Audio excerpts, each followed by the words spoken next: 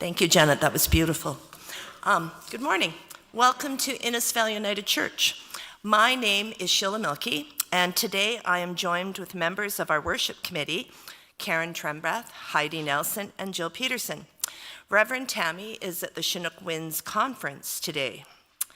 During Lent this year, Tammy led a book study on Bless, Break, and Share, a recipe for faithful living. Well, you know I love a good book.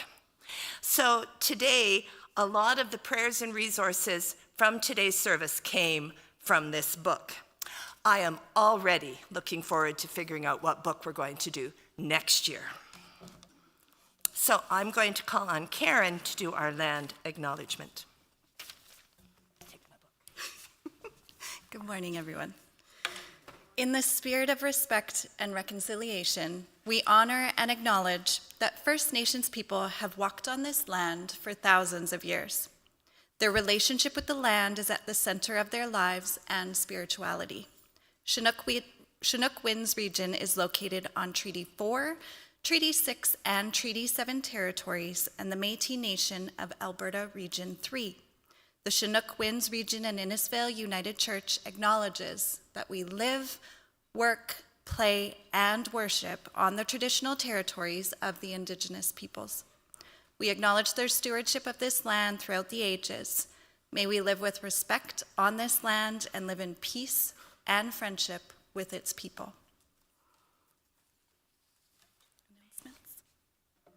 I'll now come around if anybody has an announcement they would like.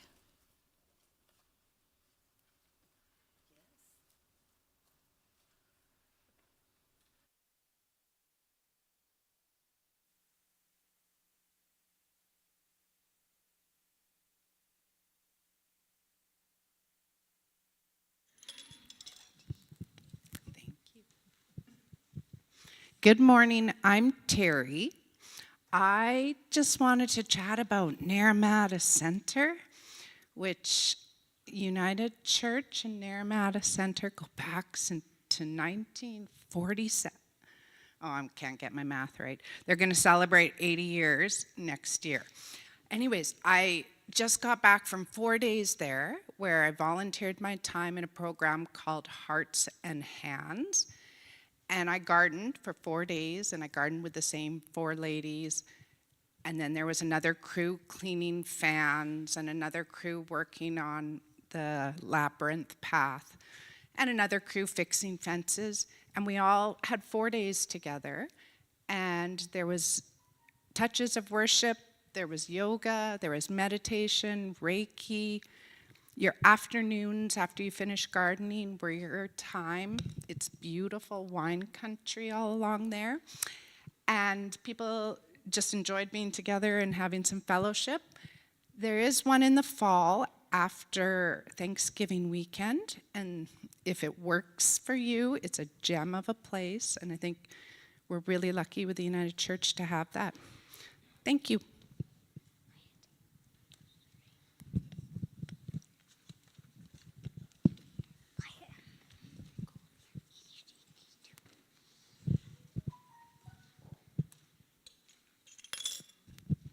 Hi, I'm Joanne, and just want to let you know, remind you that Russ and I are leaving on Tuesday, and we'll be gone for 3 weeks, and we are going with our middle granddaughter to go to New Zealand. So we're really excited about it, and Adele just got back. She's not sure how she's getting home. Yeah, we're not sure how we're getting home, but hopefully we've still got fuel there. In my absence, Catherine is going to be delivering the bulletins to our out people. Linda has got a big job. She's going to be doing prayer chain and ladies' night out and what's the third one? Pastoral care meeting. No, pastoral care meeting is going to be taken by Tammy. Ice cream Sunday, yeah, so she's going to be busy. So if she needs help, please help her. Carol Howe has taken my list for the ladies' night out, so you'll be getting a different voice phoning you if you're on her little list. And Bob is going to be taking care of the men's breakfast. So everything's taken care of. You guys have a good month.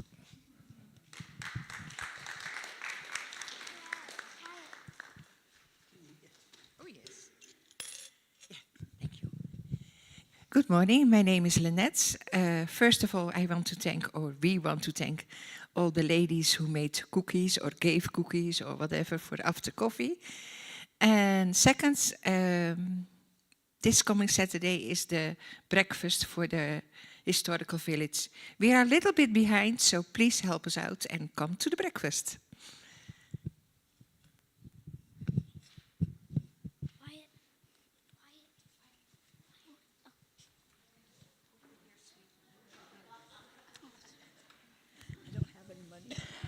Hi, I'm Pat, and I just wanted to say that yesterday, our very own Carol Howe had a birthday.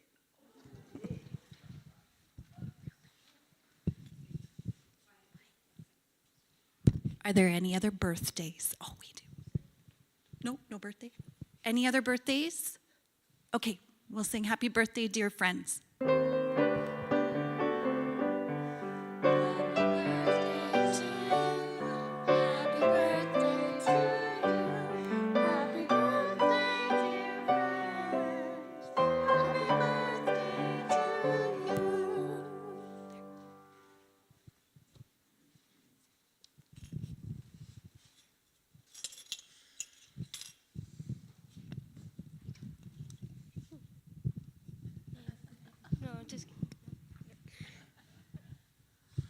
Hi, I'm Tyler, and Mariah would like to let everyone know that she's now learning chores and being paid for it.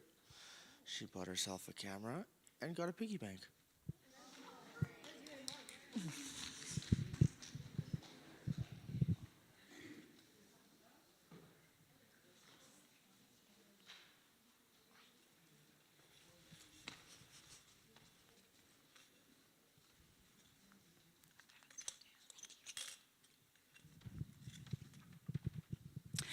Good morning. Pardon me. I'm Jill Peterson, and I just want to give you a little update on my husband.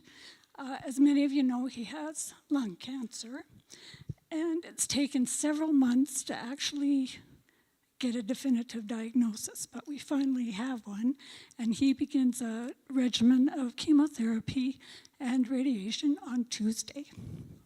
So I thank you for your continued prayers and support.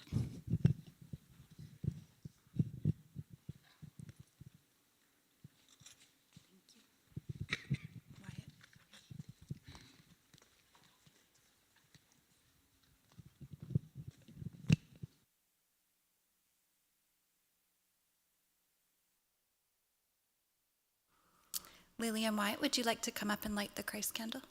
Mariah, do you want to come as well?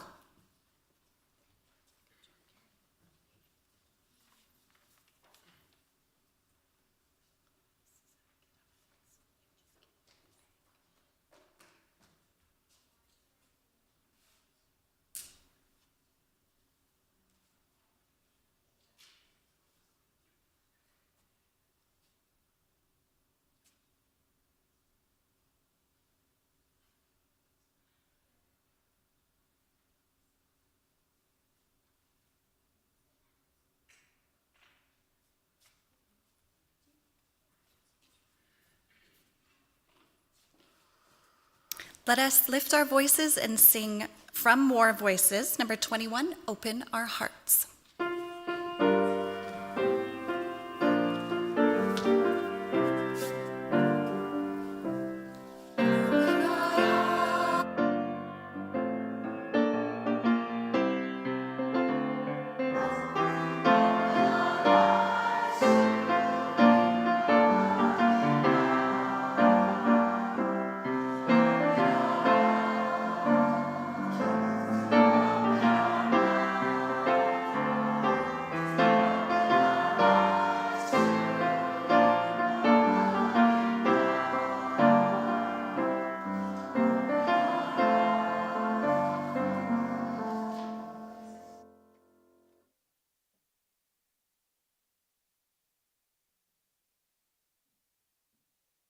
Join me in our call to worship.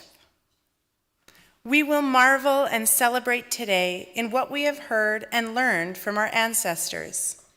We will tell new generations of the wonders God has done. We will marvel in the sustaining power of the foods that God has provided for us. We will tell the new generations of the wonders God has done. We will marvel in the creativity that God gave our ancestors to transform ground provisions into our daily manna.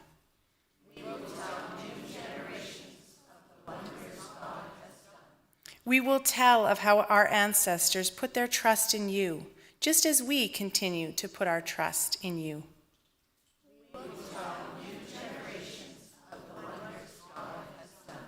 Through our worship here today, we will together tell new generations about the wonders of our God.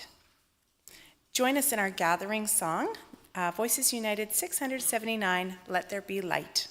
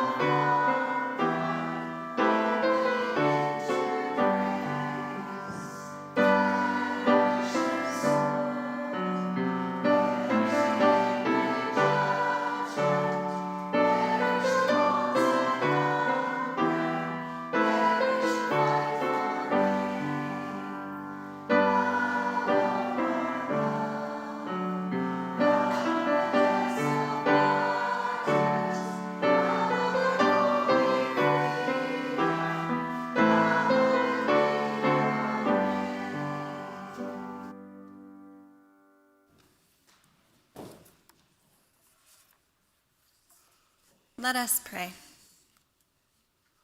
For food in a world where many walk in hunger, for faith in a world where many walk in fear, for friends in a world where many walk alone, we give you thanks, O Lord. As you have blessed us, help us be a blessing to others. Amen. Now, I know you will know this if you have been listening to our services or attending. This is one of my favorite hymns. Let's raise our voices and sing Voices United 703, In the Bulb There Is a Flower.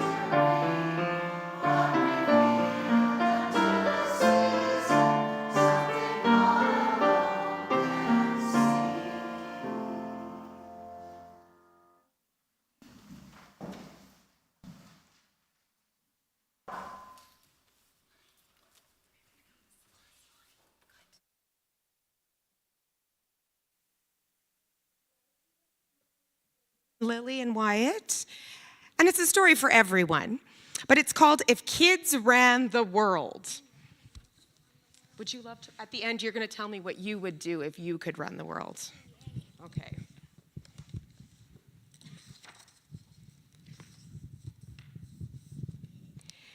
If kids ran the world, we would make it a kinder, better place. I agree. Maybe we'd run the world in a big treehouse and everybody would be welcome. We'd take care of the most important things. And look, they invited people from all over the world into their treehouse. We know people are hungry, so all over the world, everyone would have enough to eat. The food would taste delicious and it would make people healthy and strong. Kids who had extra food would help bring it to people who needed it. That looks pretty yummy, doesn't it? Everyone would have a safe place to live.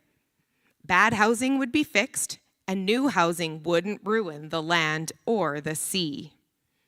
Those are good ideas. No matter how sick people were, they would have the medicine they needed. If you were lonely in a hospital, kids would come visit you and let you play with pets. Somebody friendly would help you with a big smile. Everyone would laugh a lot more. Kids would have more picnics and games and funny books and movies. People would spend more time playing and less time worrying. No bullying would be allowed. You could climb trees or dress up and dance and sing just for fun. Kids could act very silly. Do you like that idea, Lily? My pages are stuck together. All children would go to good schools where every teacher was nice and had lots of books and music and art. Classes would be exciting and fun. School would serve yummy meals and have great sports and big playgrounds. Kids would love going to school. Do you guys already have a good school like that? Yeah. Good answer. People could wear any kind of clothes and no one would tease them. Children would all live with people who loved them. That would be nice. It is a funny camera. That's an old-fashioned camera. More forests would be planted and protected. All the beaches, pools, and parks would belong to everyone. There would be no clubs or places that kept some people out. Friendship, kindness, and generosity would be worth more than money. People would take care of the planet and the animals and the plants. Nobody would throw trash on the ground or in the ocean or make the air dirty. We're not very good about that right now, are we? No. People would have religious freedom and nobody would punish them or call them names. Everyone would learn the happiness of being thankful. Even if they were busy, people would remember to stop to see the beauty of a sunset or a rainbow. All over the world, people would feel safe with one another. That's a good hope. People would live in peace together, no more hate, and everyone would learn how to forgive. Everybody's smiling in those pictures. Yeah, they're being silly, aren't they? The lion and the lamb being friends, right? The earth is happy. The dove's got her olive branch for peace, right? If kids ran the world, would these things be possible? Yeah. Yes, we think so. Because kids know that everyone can learn to share. Kids know how to try to do their very best. And kids know that the most important thing in the world is not money, or being king or queen, or being famous, or pushing people around. It's love. Giving it, sharing it, and showing it. Did you guys already know that? That's the secret, isn't it? And that's why, if kids ran the world, we'd make it a wonderful place for everyone to live. And for the grown-ups, too. So I want you guys, can you think of something that you would do if you could run the world? Have 1,100,000 parties. You'd have parties Yeah, all the time? yeah, and then it would be crazy. Crazy parties, I like it. I don't know. And 500. Would you get to play hockey all the time? Yeah, lots of hockey. Mariah, what would you do? Be silly with my brother. You'd get to be silly with your brother? Wyatt's idea pretty much already happens. Well, Wyatt doesn't get to play hockey all the time. Maybe in his world he could play it all the time. He'd be happy. So that's something to think about if kids could run the world, right? It might be a different place. Thanks, you guys. There's no Sunday school today because we have a special guest who's here to give us a message, and I'm going to do a song later. So you get to stay up and listen to everything today. Okay.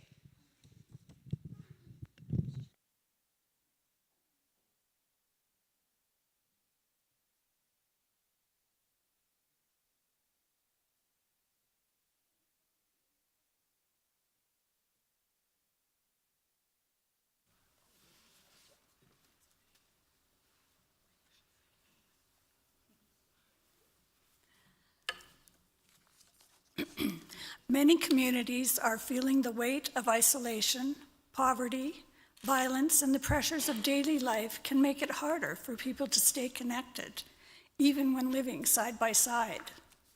At Carlington Community Connection, a chaplaincy in Ottawa, Ontario, people who saw this need chose to respond. They noticed the growing isolation around them and decided to create a place where people could be welcomed and treated with dignity. That response sounds simple, but it matters deeply. Volunteers and staff greet people with coffee or tea and a home-baked muffin. They sit together, listening and creating space for everyday connection.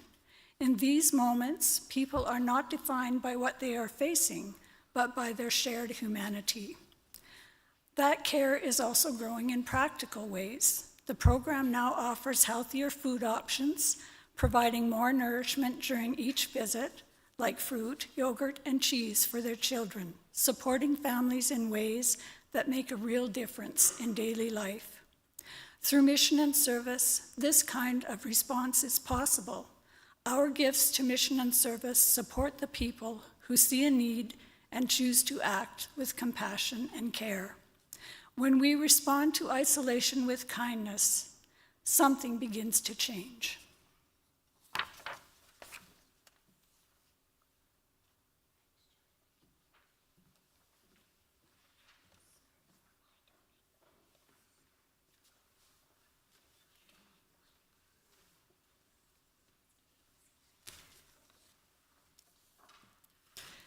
Our first scripture reading is from Proverbs 22, verses 1 to 11, and it's First Nations version, adapted approach. A good name is more valuable than riches. Being known for a good heart is better than having much silver or gold. The rich and the poor are walking the same path.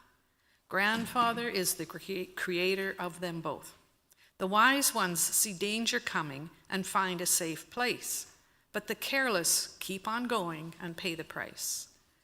The reward for having a humble heart and standing in awe of Grandfather is riches, honor, and life.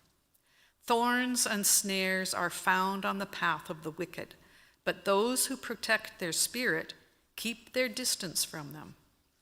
Start a child on a good road, and even in their old age, they will not turn from it. The rich make themselves rulers over the poor, and those who borrow become servants to those who lend. Those who plant weeds of injustice will harvest a harvest of trouble, and the rod of their anger will be broken. A generous person will be blessed, for they share their food with the poor. Send away the one who mocks and causes trouble, and fighting and insults will cease. One who loves a pure heart and speaks with gentle kindness will find the great chief is their friend.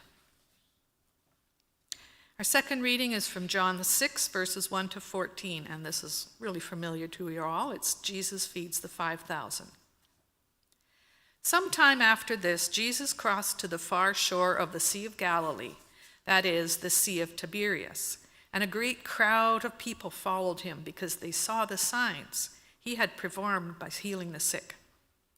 Then Jesus went up on a mountainside and sat down with his disciples. The Jewish Passover festival was near. When Jesus looked up and saw a great crowd coming towards him, he said to Philip, "Where shall we buy bread for these people to eat?" He asked this only to test him, for he already had in mind what he was going to do.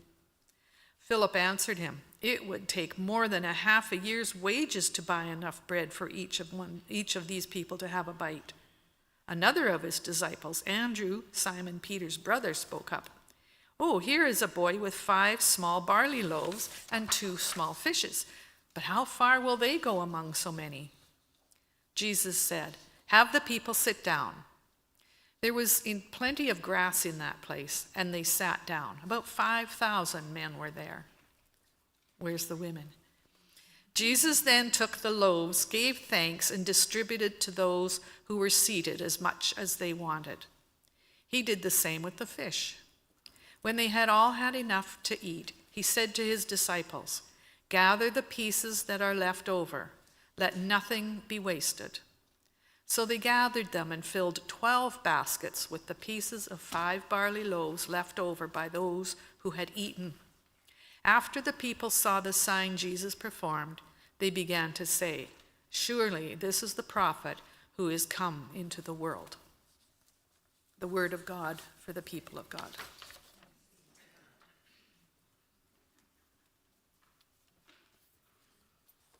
Let us join our voices and sing from More Voices 135, Called by Earth and Sky.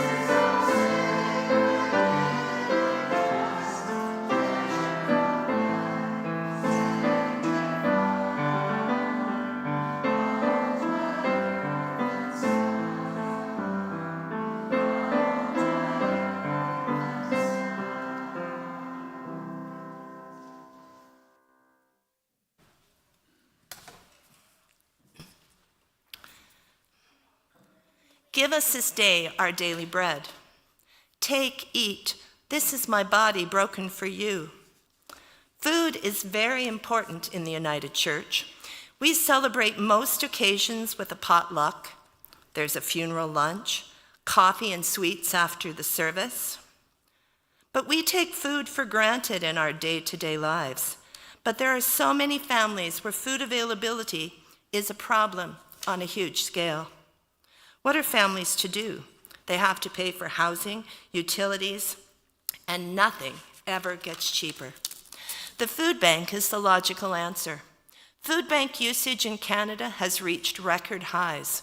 Nearly 2.2 million monthly visits were reported in 2025.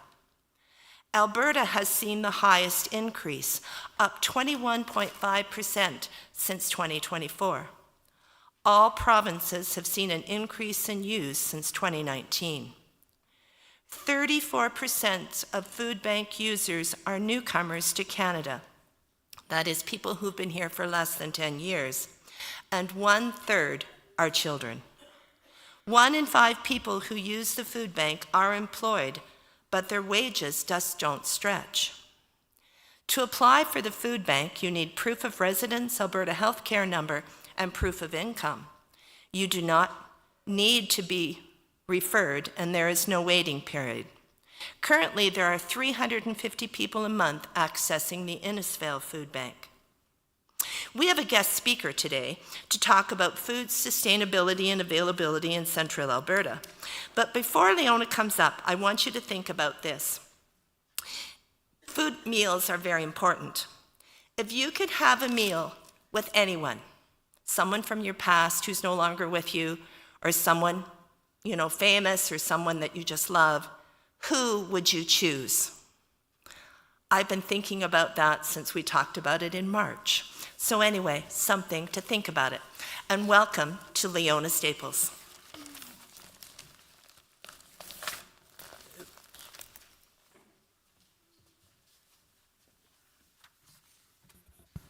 Good morning. It's so nice to see so many familiar faces out there.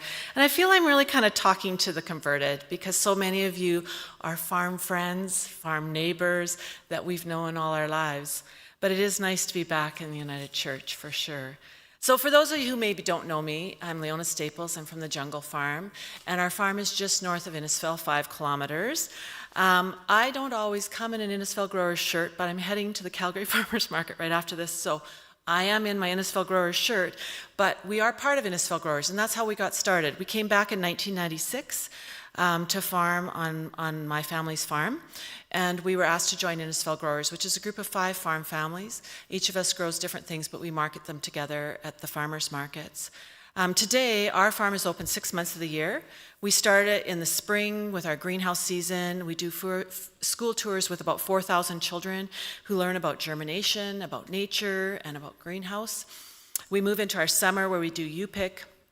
We're probably best known for our strawberries, but we also pick lots of vegetables. We have a vegetable box program where we have about 100 families that come out and get a weekly box of vegetables for their families. And we then end off our season in the fall with pumpkins and more school tours.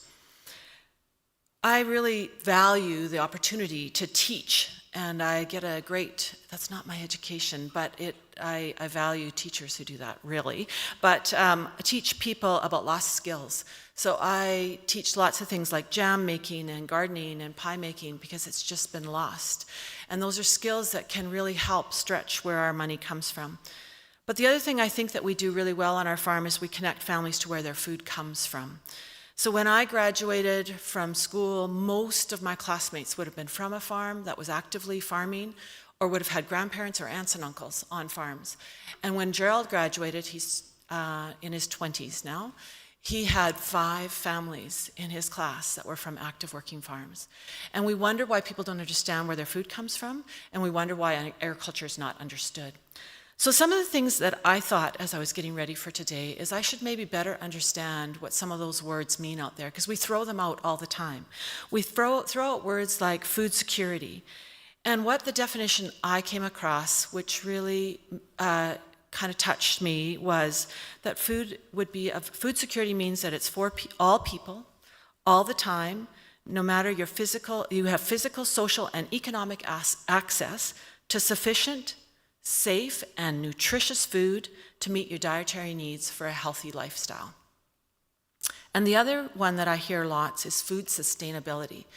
And the definition I found that I thought was really relevant was food sustainability is producing and consuming food in a way that protects our environment, conserves our natural resources, and ensures economic and social fairness for farmers and workers.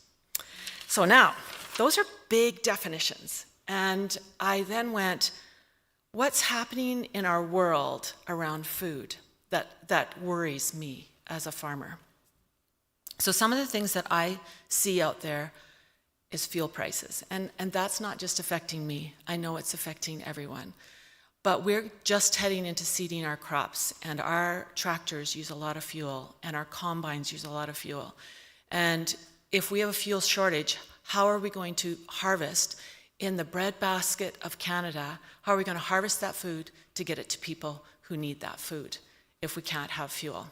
But the other side of that is we're seeing fertilizer plants being closed down around the world. And that is partially to do with politics, which is a totally different issue that I'm not going to discuss, but it's also to do with some fuel shortages.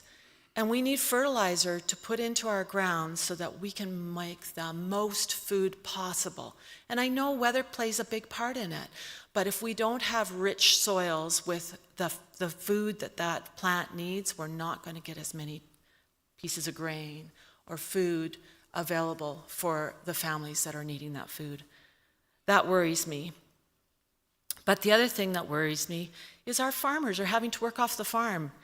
Let me go back to that definition, that we ensure economic and social fairness for our farmers. And I have always been so opposed to that, but I see that time and time again, especially as young farmers are coming into the industry, that they have to work off the farm to pay to farm. And we can't continue that for fairness to our farmers. And we've been blessed. We had the ability to do some contract work, and we took a different veer in our life of the type of farm we would do. But, you know, it doesn't seem right that we have to have people who are producing something that we need at least 3 times a day have to work off the farm to come home and work a full-time job farming. And that's the world that we've created in North America. But what can our farm do for our community? I think we can grow, and I know we grow, high-quality food, and we can supply that to families in our community. We have over 100 families come each week to get that basket of food that we produce on our farm, and it's seasonal, and some of it's produced on our farm, and some of it's produced from the other growers with Innisfail growers. But we can have that food available for families in our community. We can supply high-quality food and connection to that food by having people come out and pick their very own. And there is nothing like seeing, and I typically see this from some of our urban families, but you go out and show them how to dig potatoes, and it's like a treasure hunt for them. You know, they're cheering as they find the potatoes under the ground. And I don't remember the joy as a child finding a potato under the ground. Many of you didn't either. Or shelling the peas, you know. But I see it in my grandchildren, and it's so nice. I mean, my kids were blessed to have my mom as their example and to be out in the garden. And I remember Lewis was maybe 2 or 3. It was before we were home, and he spoke every word plain as a day. And he'd gone out to the garden, and we were just heading back to Goldeye, and Mom had picked him a broccoli, and he came flying up out of the garden going, "Mom, it's a broccoli." And that joy of fresh picked vegetables always resonated with me, and I get to see that every day, all summer long, with the things we do on our farm. So I think connecting people to where their food comes from is something that really helps people understand what good, healthy food is. Because when we talked about some of those definitions, it talked about making sure that they had good quality and healthy food, and it starts when they're young. It starts when they know that broccoli tastes yummy. And I have many, many parents who say to me, they'll eat Jungle Farm broccoli, but they won't eat real broccoli out of the grocery store. But that's okay, Because you know, it won't be a big leap for them to eat broccoli out of the grocery store. If they think my broccoli's yummy, they'll eat the other broccoli. But to have joy out of picking peas and opening up, those little fingers opening up that pea pod and eating each individual little pea, to pull carrots out of the ground and eat them with the dirt on. I mean, to me, that is pure joy and the learn to love food. And I see that every day. So we created programs for the kids, because when I came back to the farm, this was not my education. This was not my intent, was to be on a farm. But I married a man who loved farming. His passion is growing good quality food. And when we had the opportunity to come back to our family farm, we also had the opportunity to join Innisfail growers and start with strawberries. So it fit those pieces together, but my piece of that didn't fit, because what I did was extension work. I did lots of work with farm women in particular, and I had the great opportunity of working with many farm women across different areas of Alberta, doing education, whether it was leadership, food safety, financial management. It was a whole bunch of different areas. And when I came back to the farm, I was kind of like, it was good. I had, my kids were young. We were actively involved in the farm, and I was out doing the vegetables and the strawberries, but I still had a piece that was missing. And I must thank Catherine Wagner, because when Lewis was in kindergarten, he asked if he could bring his class out. This is so cool, because for me, you are here. You are the ones who helped create our story. So Catherine graciously brought those kindergarten kids out and gave me some hints on what I could do better. And word of mouth got out. We have over 4,000 children come to our farm every spring. I usually hire education students if I can. And I have this opportunity to impact future teachers by showing them what agriculture is. And many of them come back and visit me. And I've had pieces of doctors and pieces of archaeologists and pieces of engineers, and all these students have worked with me, who now have a connection and a tie to agriculture and where their food comes from, and a real appreciation of what that's all about. So we created started creating these education programs, and I had this real opportunity to go down into the States to a place called Shelburne Farms, and all they do is educational programs for education people. And I did some learning down there, and from there I stole an idea I put together for my ABC programs. And what our ABC programs started out, we've had it for many years now, but I wanted it to be a preschool program which would connect kids to where their food came from, 1 hour long, parented program, and we put a letter. So S is going to be for strawberry, and they're going to pick strawberries, they're going to find out they're red, they're going to find out how they taste, they're going to slide down slides, and they're going to slither like snakes, I don't know, all S-type things. And there would be 8 weeks long of those types of programs. But I started looking at my programs 6 and 7 years down the road, and I still had the same kids, and some of them now were 8, 9, 10, and I was still doing S's for strawberries, and I said, I got to do something different. And so we created a new program, and it's called 1,000 Outside Hours. And there's this brilliant mom down in the States who said, my child spends an average of 1,000 hours on screen, and I want to change that narrative and make it 1,000 hours outside. So she created a challenge, and I just took the name. I stole it again. So if I'm in church, I can share all these things, right? I stole that name, and I created a program for a little bit older kids. And that program is 2 hours long. We do a little bit more in depth. We do more connecting in with nature. And then I went, okay, now these kids are graduating out, and I need something else. And in the interim, I had been continuing to build this space on our farm that I use for my field trips, and we call it just our little forest. And I really, really loved Karen's acknowledgement of the land. That was really lovely. I actually hope I can get that, because it was really, I liked the wording of it.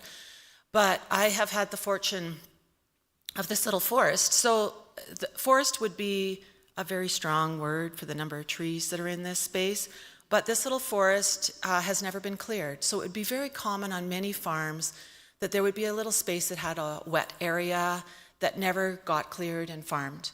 And that's what this little forest is. And it has a little slough in it that's mostly been dry the last few years, but it has a little slough in it. But what's so special about it is when we take our school groups there, there's a whole story to tell. And I've been able to work with Claire Butterfly, who is actually a knowledge keeper with Chinook's Edge School Division. And he's actually come and spent some time teaching me before my great-grandfather came. So some of that real land learning, which I find really valuable for the deepening of my understanding and my appreciation of the land. But what can I share with them? Well, do you know that this area, Alberta, Saskatchewan, and Manitoba, had these incredible surveyors that in the 1800s, when they were surveying with rods, surveyed this whole area into sections and quarter sections. And what was the goal of that? Because Canada wanted, Eastern Canada, wanted these to become provinces, and they needed people out here to make provinces and governments. And they wanted settlers to move out here. And so they were offering land, a quarter section, which is 160 acres. And my great-grandfather was one of those people who came out. So at the time he came in 1897, so this came in place in the 1870s. To start with, you had to be male, you had to be female. I'm going to talk about women right away. You had to be female, you had to be 18, and you had to pay $10 registration fee. And you came out and you were told where your quarter section would be, and it would have been surveyed, and it would have, and you can still find some of these survey markers in some of the corners of the quarter sections, or of the sections. So he would have been told this space. His job to prove it up was he had to clear land, he had to build a permanent residence and live on it for a minimum of 3 years. Isn't that a cool story? But the other and 3 years after that came in place, they actually included women who were the primary caregivers to be able to also be able to homestead. I got asked about that a lot, so I went researching to find out about it. But that's a cool story to tell, but what's really cool is I tell it right beside our forest, because that's what Central Alberta looked like. So when people want to know what Central Alberta looked like, this was never cleared. This is what it looked like. It has poplars, it has chokecherries, it has saskatoons, it has lots of birds, it has frogs, it has deers, and then we go into the forest and we talk about what they see in there. And because Claire spent some time with me and shared with things that I, as a non-Indigenous person, can share, I now have pieces of some of that Indigenous knowledge that I can also share, which helps, like I say, to enrich my knowledge, but also to share with the students that come to our farm. So as our programs continue to expand and our connections to families continue to grow, I think that understanding of farm life, of the land, of where food comes from, of how it's produced, continues. All I can do is change my little piece of the world. And I take great joy. If there is one thing that gets me up in the morning every day, it's to know that I can make a difference and change what happens with agriculture. And I've been blessed to have lots of opportunities because of that. So, sitting on the Calgary Farmers Market Board of Governors, sitting on Olds College Board of Governors, being a parent council chair, being on the Innisfail Miners Soccer Association, being part of Water Polo Alberta. Like, there's just so many opportunities that we have been given by being able to be on our farm, be our own bosses, and be able to do things as a small business owner. But I think moving back to food, knowing that that there's all these farms, we're in very rich farmland, all these farms around us, being really aware what they're doing, how they're doing it, being patient when those farming pieces of farm equipment are moving down the road, being aware of the land the good things that are happening on our land, and how the farmers really care about sustainability and environment. And I didn't even talk about some of the things we do in that area, I think is what we can do to help tell a really positive message of what happens in agriculture in Canada, because we will be one of the feeders of the world in Canada. And so our farmers need to be supported and cheered on for what they're doing. And many of you down there, I know, are farmers, and I applaud you all. So I want to thank you for letting me share a little bit about my passion. And when you come out this summer, please make sure you ask to speak to me. I'm always around, but I'm not always right there. And I'd love to come and chat with you. And finally, I want to thank you for always supporting our farm with doing your flower fundraiser, and I know many of you will be coming out in the next little while to get your flowers. So again, thank you very much, and I might have to scoot off to go to the market, but I'll try to stay as long as I can, because I want to finish singing songs, because I love singing the songs. So thank you very much.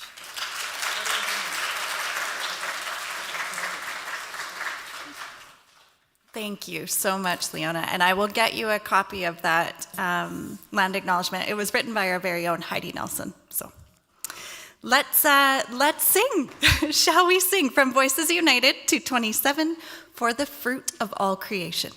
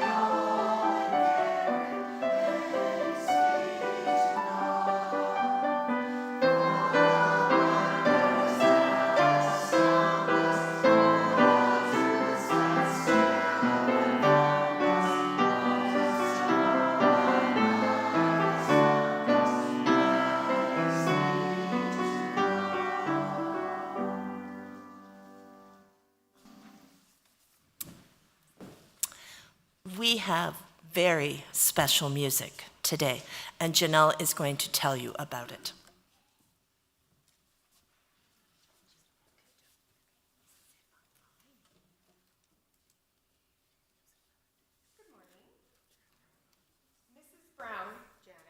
And I have a special, something a little different for you today. We are going to do a song called Rainbow for you by Casey Musgraves. And it's a message of hope, self-care, and resilience designated to comfort anyone carrying some heavy emotional burdens. The song's simple piano-driven melody allows the heartfelt lyrics to take center stage, acting as a heart payment that provides peace to listeners. Hopefully this anthem for finding light in dark times will speak to you now or sometime in the future.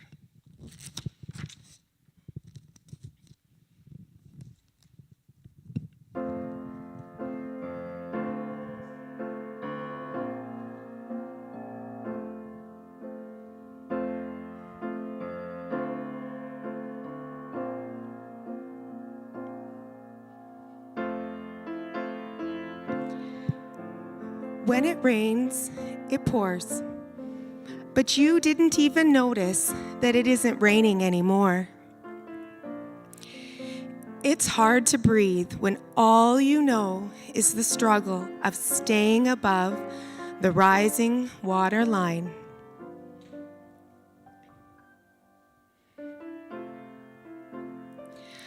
Well, the sky has finally opened and the rain and the wind stopped blowing. But you're stuck in that same old storm again. You hold tight to your umbrella. But darling, I'm just trying to tell ya that there's always been a rainbow hanging over your head.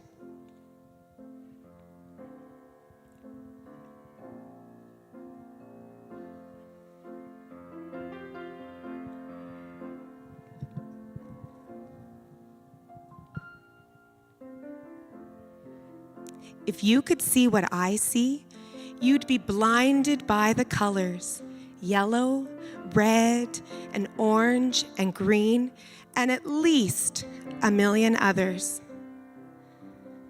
So tie up the boat and take off your coat and take a good look around. Because the sky has finally opened. The rain and the wind have stopped blowing, but you're stuck in that same old storm again. You hold tight to your umbrella, but darling, I'm still just trying to tell you that there has always been a rainbow hanging over your head.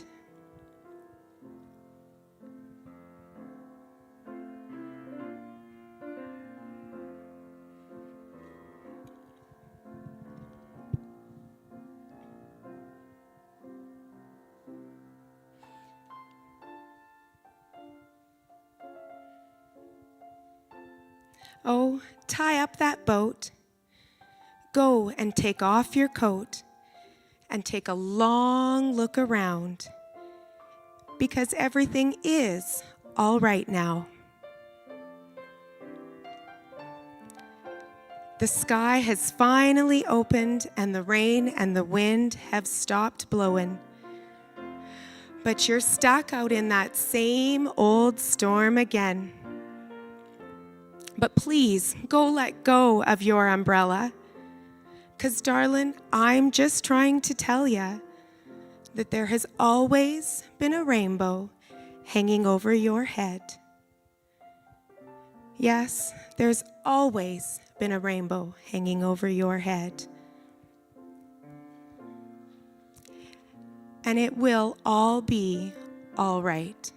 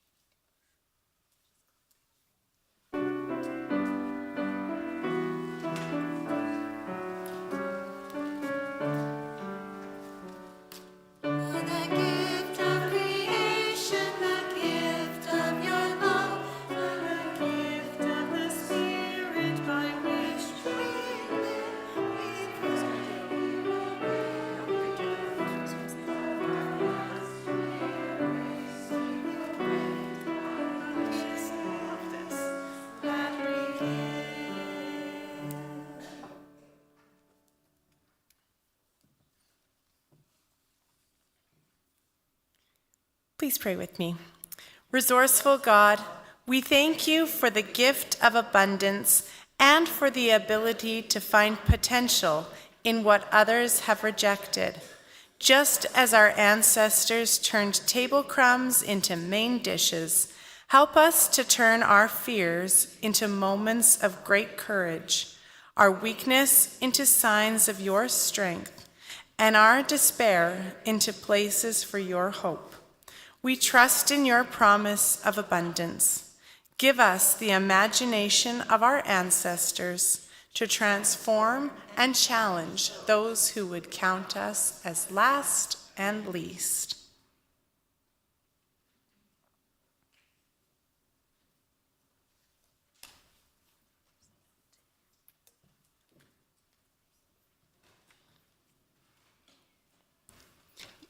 Blessed is the source of life, the fountain of being, the wellspring of goodness, compassion, and kindness, from which we draw to make for justice and peace. From the creative power of life, we derive food and harvest. From the bounty of the earth and the yields of the heavens, we are sustained and are able to sustain others. Let us give thanks for the power of the heart to sense the holy in the midst of the simple. We eat not simply to satisfy our own appetites. We eat to sustain ourselves in the task we have been given. We eat to nourish the vehicle of giving. We eat to sustain our task of world repair, our quest for harmony, peace, and justice. We eat and we are revived, and we give thanks to the lives that were ended to nourish our own. May we merit their sacrifice and honor their sparks of holiness through our deeds of loving kindness. We give thanks to the power that makes for meeting, for our table is a place of friendship. May we never lose touch with the simple joy and wonder of sharing a meal. We will now take a moment to pray for those in our congregation and those in your hearts.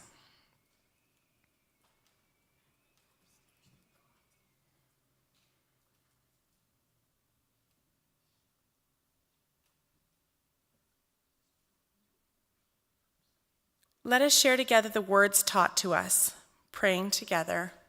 Our Father, who art in heaven, hallowed be thy name. Thy kingdom come, thy will be done on earth as it is in heaven. Give us this day our daily bread, and forgive us our trespasses, as we forgive those who trespass against us. And lead us not into temptation, but deliver us from evil.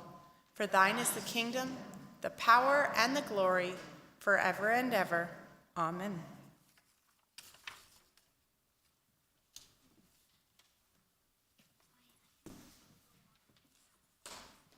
And if you would join me, we will say the blessing together. Thank you, God, for seeing every part of us, for loving every part of us. You call our diversity good. False shame has no place in your presence or amongst your people. Help us to build communities where all of our parts can be welcome, and give us the courage we need to be brave and share. Amen. As we wrap up our service today, I just wanted to thank those that made this possible, to our greeters, those in the booth with the sound, our beautiful musicians giving us that gift today, and of course to the worship committee for coming together for today's service. And of course, Leona, thank you for your word. That was wonderful. Let us join our voices one last time, singing from More Voices 221, I Am Walking a Path of Peace.